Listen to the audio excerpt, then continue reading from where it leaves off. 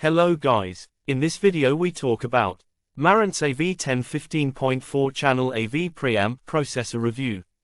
Subscribe our InfoRx channel, it helpful to your future. Okay, let's go to the topic. An engineering marvel from Marantz with just about everything you could ask for in an AV processor. Just add an amp and speakers for total immersion. The AV processor is the less well-known sibling of the AV receiver. The main difference being that processors don't have built-in amplification. This is a reasonable approach because as a rule amplifiers last a rather long time, and don't come obsoleted by things like new immersive sound formats or updates to HDMI standards. Going the AV separate route also lets you tailor the amplification to the speaker system, whereas AV receivers are forced to split the difference between whatever speakers are connected to it and hope for the best. Typically, there's a significant difference between an AV receiver rated at 100 watts per channel, and an AV processor that is connected to a home theater amplifier rated at 100 watts per channel. That difference is the all channels driven specification, and with an AV receiver you might very well end up with only 30 to 40 watts per channel when all are driven simultaneously. If you use an AV processor with an amp rated at 100 watts for all channels driven, you'll get full power even with the toughest and most demanding audio content. With the AV10, Marantz has created a new flagship. The review system consisted of the AV10 and AMP10 combo. The AMP10 is a 16-channel amplifier that is the perfect accompaniment to the AV10. Features. For an overview of the features offered by the AV10, I suggest heading over to the Marantz website. Like cell phones, there's so much IP inside an AV processor, it is more of a computing device than anything. The AV10 supports an array of multi-channel surround formats, including DTS HD Master, DTS, X, DTS, X Pro, Dolby True, Dolby Atmos, Auro 3D, and IMAX Enhanced. It offers a maximum of 15.4 processing channels, offering a rich and immersive soundstage. The processor is equipped with Audyssey Multec XT32s with optional, paid, Dirac Live upgradability. The AV10 includes HEOS multi-room and streaming, Bluetooth retransmit for headphones, and compatibility with various voice assistants. For high-resolution audio enthusiasts, the AV10 supports various formats including FLAC, ALAC, WAV, and DSD audio.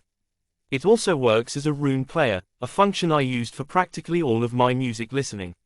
The HDMI specifications include 7 HDMI inputs, 2 main and 1 zone HDMI outputs, and supports 8K, 60Hz and 4K, 120Hz. Enhanced Audio Return Channel, EIC, and various HDR formats like Dolby Vision and HDR10+ are also supported. Gaming features like ALLM, Auto Low Latency Mode, Variable Refresh Rate, and Quick Frame Transport are included for minimal lag and smoother visuals. The AV10 has already undergone testing for hardware performance by people like Amir at Audio Science Review and Gene at Audioholics, proving that it has top-notch fidelity. The upshot is that at this performance level what you are really hearing is transparency, the absence of distortion and noise. A peek under the hood reveals meticulous attention to detail. Directional bass is a newly supported Audyssey feature. I've heard it work effectively in demos where you'll sense the bass energy coming from a general area that correlates to what's on or off screen. I can see situations where, done right, it adds to a sense of total immersion. You can switch between directional and regular bass at will. This is a 3-zone device, so if you don't use all the channels for a home theater system, you can effectively have it act as 3 separate audio processors, and with HDMI dual zone support you can route 2 separate video sources to the zones of your choice. Setup. I used the AV10 with 3 different speaker systems. The first was a 9.4.4 system featuring Arendal Sound 1961 speakers and subs, reviewed in the August-September 2023 issue.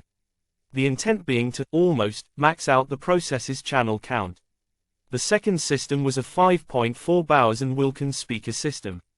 This had a pair of 703 S3 towers, a pair of 705 S3 bookshelf speakers, the HTM71 S2 center, and 4 Bowers & Wilkins DB3D subs. The speakers and subs are also reviewed in this issue. Here the focus is on quality. And the third, a 5.2 system consisting of Pioneer XPRS-powered PA speakers and subs, each connected directly to the AV10 via balanced XLR cables. I do have one ergonomic complaint, which is that using the front panel and its monochrome display makes it tough to quickly adjust a setting. But with the on-screen display it's a lot easier to just use the TV. I relied on room correction to set levels and distances. Performance. Every second I spent listening to the AV10 was a pleasure, and a quick estimate reveals I've listened to the AV10 for over 2 million seconds. It can be difficult to pinpoint what makes a complex surround sound system sound great, but ultimately, it's the sum of various parts working together effectively. It is no coincidence I was able to tune 3 totally different speaker systems to a level of performance where they sound transparent and totally at ease with any material. Each time I watched a movie, what came through is how well the speakers are tuned to create proper immersion, regardless of how many or what type of speakers I used. With the Arendal Sound 1961 9.4.4 system, 9 of the speakers were tower models, and the entire system is rated at 4 ohms. If you task an AVR with driving all of that, you'll likely leave up to 6 decibels of output on the table compared to robust external amplification. Even without driving all channels simultaneously, you'll start taxing the power supply before the amps themselves reach their output limit. The AMP10 is still power supply limited, but much less than an AVR. It's a Class D amplifier, so very little of the power it draws from its switch mode power supply, toroidal transformer combo is wasted, and found it a perfect match for the 1961s. Since the 1961 subs don't have XLR inputs, I used long RCA cables with no audible noise hum. They also lack DSP tuning, so I relied entirely on the AV10 to handle bass EQ. The result, a system that amazed with its cohesiveness. I certainly credit the AV10 with making it all work. Without needing to deep dive into its many settings, the standard Odyssey routines and then manually choosing 80 Hz for a crossover to the subs worked out great. With the subs running in sealed mode, I saw measured extension right down to 10 Hz. The Bowers & Wilkins 5.4 system, despite the much lower speaker and channel count, is the best sounding rig I've reviewed in the past year and one of the top systems ever. Here, with only 5 speakers to power, the option exists to bridge the channels on the AMP10, or to biamp all 5 speakers. But it hardly matters how you wire it up unless you like pushing gear to its limits. I like gear I never need to max out. With only 5 speakers to power, the AMP10 had an easy time of it. The combo of Bowers & Wilkins and Marantz is under the same corporate umbrella, Sound United. And based on aesthetics and price points, you can hardly find a better match for the Marantz system than the 700S3 series speakers. I found the sense of immersion, from simple 5.1 audio, was still incredibly enveloping. How? Because the entire system delivered true high-fidelity audio, the entire sound field was effectively holographic. The only thing missing was explicit overhead effects, which can always be added with more speakers, and I can only imagine what could be achieved if you maxed out the AV10's channel count with 700S3 speakers. Still, movie after movie sounded seamless, never any issues with dialogue clarity.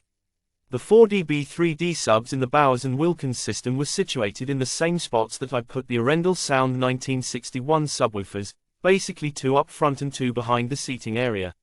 The correction curve Odyssey chose is nearly identical for the Bowers & Wilkins and for the Arendal Sound subwoofers. It indicates the room correction system truly is just correcting for the room, and succeeding. The Bowers & Wilkins plus Marantz AV10, AMP10 system showed the value of spending on quality over quality. I did not expect the overall effect to be more aurally appealing than the Arendal Sound system, but many times I simply liked it better. As subjective a judgment as that is, it is how I feel. And then there's the Pioneer PA system. No need for the AMP10, and they lean heavily on room correction and EQ to play nice in a home theater. This is not new territory for me. Years ago on AVS Forum I started a thread about using Behringer B215XLs as home theater speakers. It was a popular choice for those who accept letting room correction fix the response curve. The result, you get amazing output and dynamics for comparatively little dough versus home speakers. These Pioneer speakers are a lot nicer and more capable than those Behringers. And they accept a balanced XLR signal, so they work optimally with the AV10. And guess what? Holy crap, I'm listening to it as I type this. They are crisp, clear, smooth and dynamic. They image well and retain a proper soundstage when sitting off-center. But there is one catch, the PA subs Pioneer shipped with them are big and loud but don't play all that deep. So, I left the 4 Bowers & Wilkins DB3D subs hooked up and used them with the Pioneers. While an effing expletive does the most justice to how awesome that combo worked out, what I will spell out is that it throbs and shakes and gets guttural while also dicing and slicing like an Iron Chef. It sounds like a nightclub. With powered PA speakers, the entire system is free to play to its maximum potential. Pioneer claims 131 decibels peak output. That's irrelevant to me aside from describing how much headroom there is, tons. So, the cat is out of the bag. I will be reviewing the full Pioneer system in an upcoming issue. But I do want to touch on what happens if you use the Pioneer subs instead of the Bowers & Wilkins subs. This is a 5.2 system with 3 XPRS 122 speakers, L, C, R, and 2 XPRS 102 speakers as surrounds.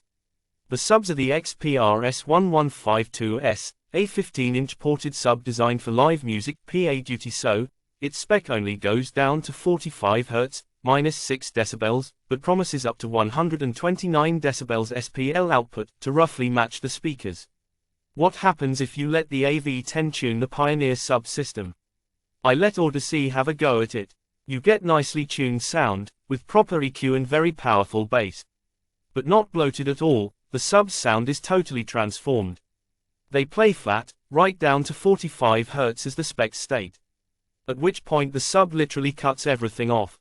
Oh well, it's a brick wall, you get nothing below 45 Hz. Such is the engineering cost of building a high-output sub that does not self-destruct. So what benefit is there? Well, let's just say there's a ton of output in the range that live music uses.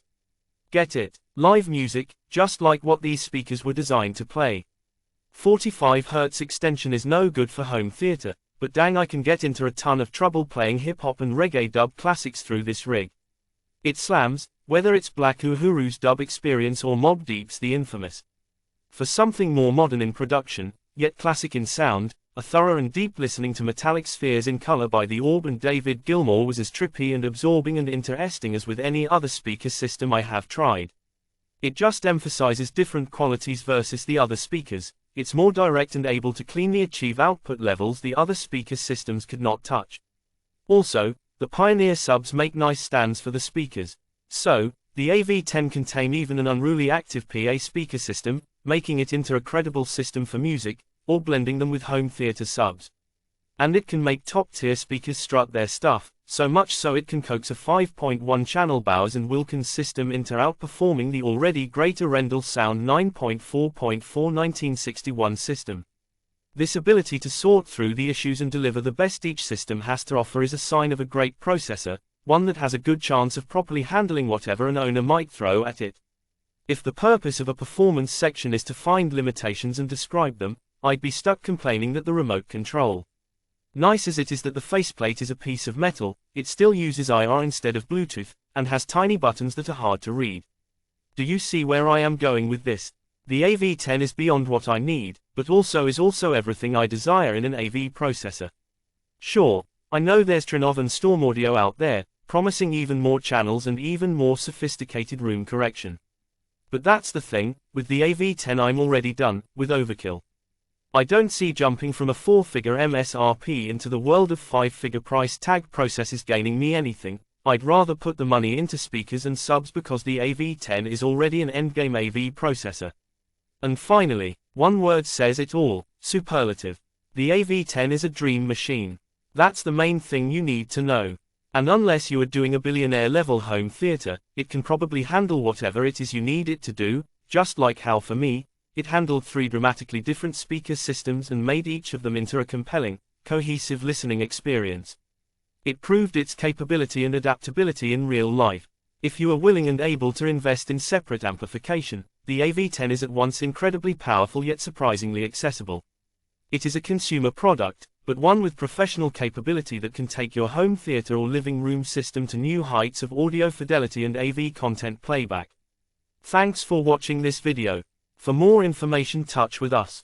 Comment your opinions about this video.